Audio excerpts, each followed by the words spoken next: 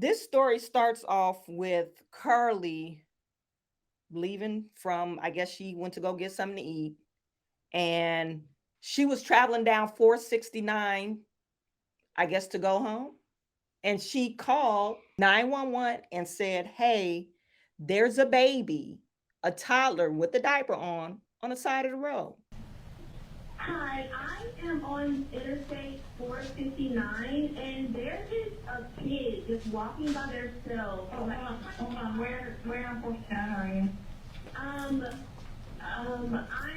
right next to the exit 10 by the Hoover Med, like to get off by the Hoover Med. Okay, so you're before the exit? Yes. Okay, and were you headed southbound or northbound? Like towards Tuscaloosa or towards 280? Towards Tuscaloosa. Okay, and was the child on the left or right side? On the right side. Were they walking northbound or southbound? They're walking towards Tuscaloosa. Walking southbound? Or how old do they look? Like a toddler, like maybe like 3 or 4. Did you pull over with them, or are you still with them? Yes. Okay, are you with the child right now? No, I'm not. I didn't get out of the car. I can see them though. Do you mind staying and keeping an eye on them until we get there? Yeah, sure, yeah. Okay, what kind of car are you in? I'm in a red Mercedes-Benz. Is it a sedan or SUV? SUV. I mean, it's a sedan. Sorry. Can you put your hazards on for me? Yeah, they're on. Okay. Did you talk to the child at all, or did you say anything to them? No. Okay. No. Do they look like they're injured? No, they don't. Are they white, black, Hispanic, or Asian? They're white. Okay. Is it male or female? I think it's a boy, a little boy. White male? Okay. So is he wearing clothes? Yes. Okay. What is he wearing? It's a white t-shirt, and it doesn't look like he has any pants on. It looks like a diaper. And you don't see any cars anywhere? No cars anywhere.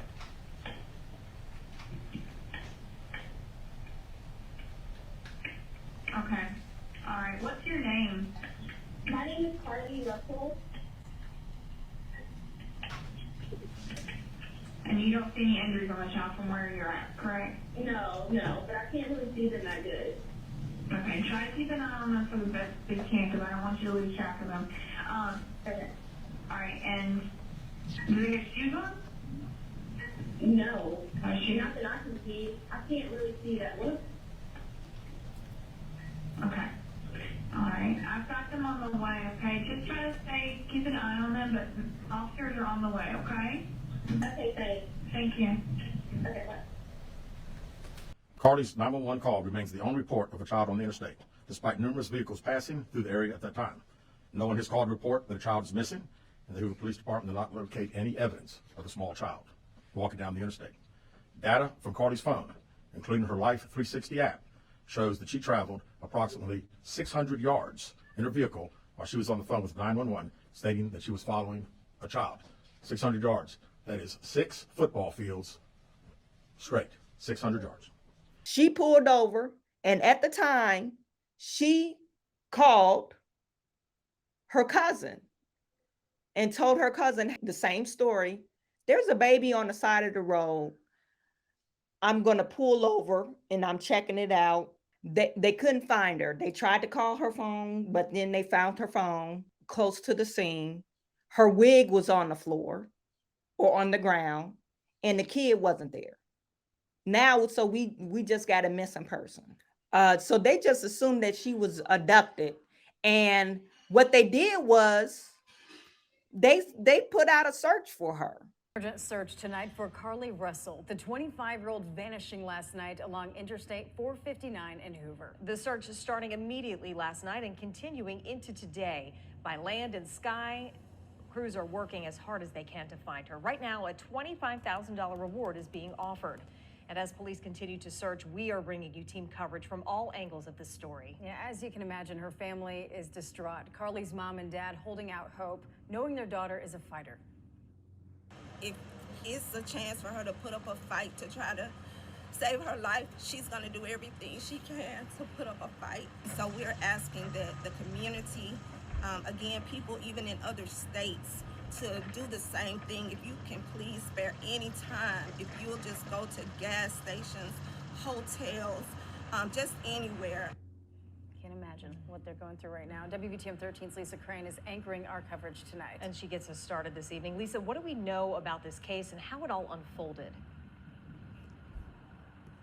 Well, we know 25-year-old Carlee Russell called 911 last night at about 9:30. She had left work, was on her way home. She said there was a toddler walking alone on the side of 459. She hung up with 911 and then she called a relative. Now, at that point, we believe that she got out of her car to check on the child, thinking that police would be there at any time. Her relative said she heard Carlee scream, and then while it seemed Carlee dropped her phone, the connection continued. When police arrived, they found Carlee's vehicle, her cell phone, and personal items, but no Carlee and no child. A whole bunch of people came out for Carlee because they couldn't find her. As Zoom are Carlee's parents, Carlos and Talitha Russell. Mr. and Mrs. Russell, thanks so much for making the effort to speak with us here tonight. You say that you're in Atlanta. Has there been a tip or information that has come in that your daughter could possibly be in the Atlanta area? Yes, we received a tip, but we had already planned to search the Georgia area. The tip turned out not to be a viable tip. Nonetheless, we had planned to visit and search the Georgia area anyway, so it was not a waste of our time. We put out flyers, searched the areas, different areas, exits. We probably covered at least 20 exits. And so we got a decent amount of ground covered. Police say that they are looking at all possibilities, all theories here. Do you believe someone has taken your daughter against her will? I'm not sure why they're looking at all possibilities. It's very clear she was abducted from the phone call that she last had with one of our relatives, and they heard her scream. The 911 call that she made to the Hoover Police Department stating that there was a small child on the side of the road, and the evidence that was left behind. We are 99% sure that she was abducted. And we felt that way from the beginning. Okay, yeah. Can you, let's talk about the details from that, from what happened to her last night. It is believed that she was reported missing after she vanished after reporting a child walking on I-459. Police say there are no reports of someone missing a child from the area. What are your thoughts on that particular detail of this child on the side of the interstate? Could that child have been a decoy to lure someone like your daughter out of her car, or do you believe it was a legitimate child who was just out there walking? No, we do. We believed from the very beginning that was a decoy. We've heard of those decoys, and we've actually told our daughter, don't fall for those decoys. She did, but she's a very passionate person. She's a caring person, and she told the family member that she could not leave a little child that appeared to be 3 or 4 years old just on the interstate. Mm-hmm. She was advised to just call 911, which she did. 911 asked our daughter Carlee, got out the car apparently, and asked the child, were they okay? Were they okay? The family member heard her on the phone, and then they heard a scream. So it's very obvious. She left her car running. She left her car door open. That means she was planning to go back and get in her car and come home safely. We had a little issue there with your Zoom, but hopefully we can hang here for just a second more. I think this is important. What is your message to your daughter and her potential abductor if they are watching this, if they see this interview tonight? Our message is that we are trusting God. Carlee, I know you are scared, and I know you are just praying to God because you do have faith, and you hang on to that faith, and your family and your friends, we're all hanging on to that faith. We're not letting any negative thoughts enter our heads. We're not going to let the enemy have the last word on this. We are trusting God that you are coming home safely. So you believe that no matter what. And we are praying that God will touch the heart and the mind of her abductor and change their heart and their mind and soften it, and that they would just turn and hear the voice of God and let Carlee return home safely. Well, I know every parent, every grandparent, everybody just hearing that, our thoughts and our prayers are with you. Thanks so much for your time tonight, and good luck with your search efforts. Thank you. We are praying for Thank you. Thank you. People were on Instagram trying to find her. This is the police force out there full of support, trying to find this young Black woman. And Tamika Mallory, she decided to tweet. I guess she thought that they wasn't supporting this cause enough. And I don't know if you guys, if you know Tamika Mallory. She's an activist thinking about equipment and technology that used to search for rich white men on submarine. Has Alabama deployed rescue dogs, human motion detectors, air search equipment, whatever rescue procedures and personnel that can help with the rescue, the search and rescue should be in motion right now.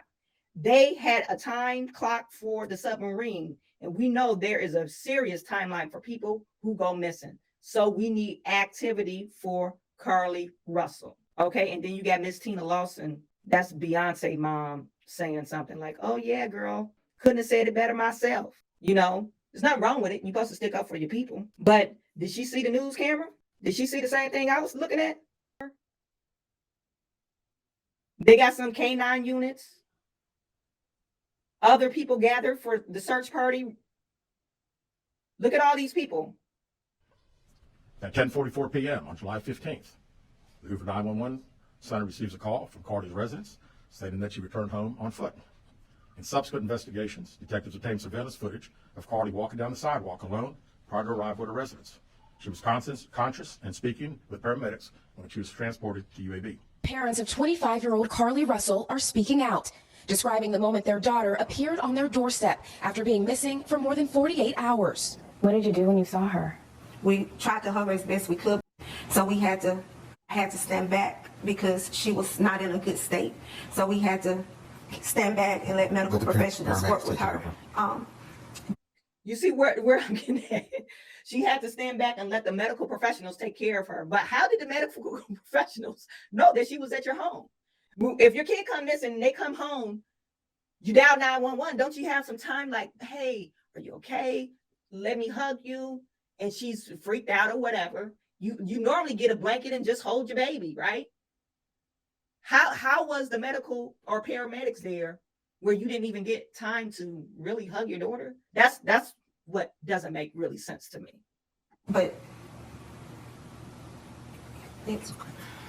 there were actually just so many calls and texts from people who maliciously lied to us. I just didn't know people could be so evil. Authorities have not indicated where Carlee was during the 48 hours she was missing or what happened. Her parents declined to share what their daughter told them, citing the ongoing investigation.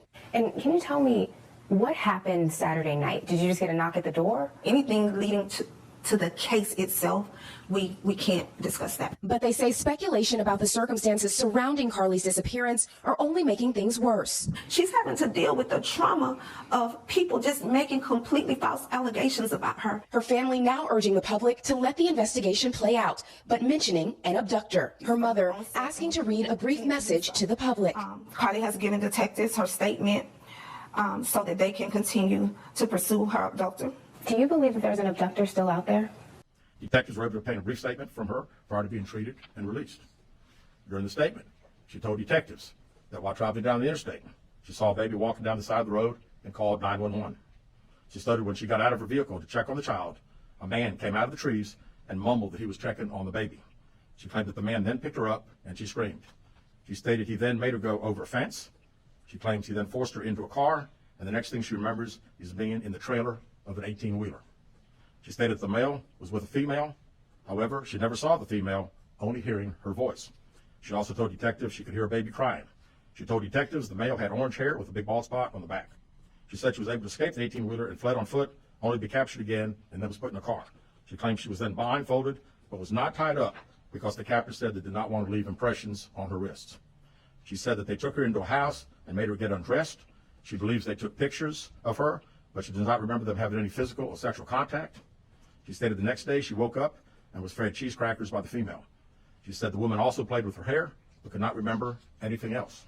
At some point, she was put back in a vehicle she claims was able to escape while it was in the West Hoover area. She told detectives she ran through lots of woods until she came out near her residence. During this interview, detectives noted that Carlee had a small injury to her lip, and she claimed that her head was hurting. She also had a tear in her shirt. Detectives also noted that she had $107 cash in her right sock. NBC News has reached out to the Hoover Police Department to ask whether they're looking for an individual involved. Police have just said they're following up on all information provided by Carlee. And when I talked to you all on Saturday, you also said your daughter is a fighter and she would find a way back to you. I felt that in my heart. Is that what happened? She did. She found her way back to us. However, we can't discuss the details of that. Why did you answer that question like that? But they say one thing is clear. Do you believe she was fighting for her life? Oh, she definitely fought for her life. There were moments when she physically had to fight for her life, and there were moments when she had to mentally fight for her life. Out of respect for Carlee and her family, detectives did not press for additional information in this interview and made plans to speak with her in detail after giving her time to rest. Detectives continue analyzing data from Carlee's cell phone that was left behind at the scene. We enlisted the help of the United States Secret Service in conducting this analysis. Part of what data includes several internet searches in the days leading up to their disappearance that I think are very relevant to this case. On July 11th at 7:30 a.m., the term, "You have to pay for an Amber Alert" was searched. On July 13th at 1:03 a.m., the day of her disappearance, the term, "How to take money from a register without being caught" was searched. On July 13th at 2:13 a.m., the day of her disappearance, the term "Birmingham bus station" was searched. On July 13th, 2:35 a.m., a search for a one-way bus ticket from Birmingham to Nashville was conducted with a departure date of July 13th. On July 13th at 12:10 p.m., a search for the movie Taken, a film about abduction, was conducted. There were two searches related to Amber Alerts on a computer at Carlee's place of employment, including one regarding the maximum age of an Amber Alert. There were other searches on Carlee's phone that appeared to shed some light on her mindset, but out of respect for her privacy, we will not be releasing the content of those searches at this time. We've asked to interview Carlee a second time, but have not been granted that request. As you can see, there are many questions left to be answered, but only Carlee can provide those answers. What we can say is that we've been unable to verify most of Carlee's initial statement made to investigators, and we have no reason to believe that there is a threat to the public safety related to this particular case. Thank you very much. Carlee Russell's story was fabricated. You guys let me know in the chat what you think. Like, subscribe, and share this video. I'm sending all my good to you. I will talk to you soon.